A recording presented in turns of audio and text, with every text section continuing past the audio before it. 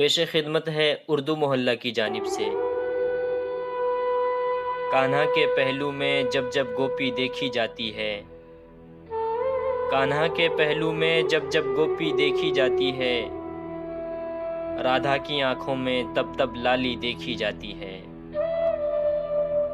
जब भी उससे कहती मैं एक आम सी सांवली लड़की हूँ, जब भी उससे कहती मैं एक आम सी सांवली लड़की हूँ, हंस के कहता इश्क में सूरत थोड़ी देखी जाती है।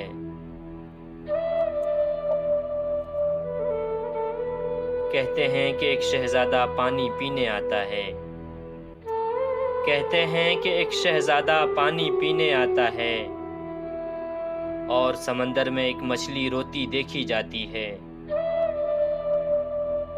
जब से शहर का बागी लड़का गांव में रहने आया है,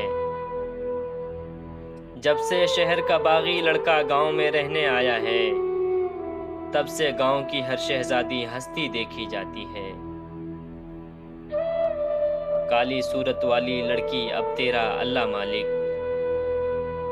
काली सूरत वाली लड़की अब तेरा अल्लाह मालिक, लड़के जैसे भी हों लड़की गोरी देखी जाती है।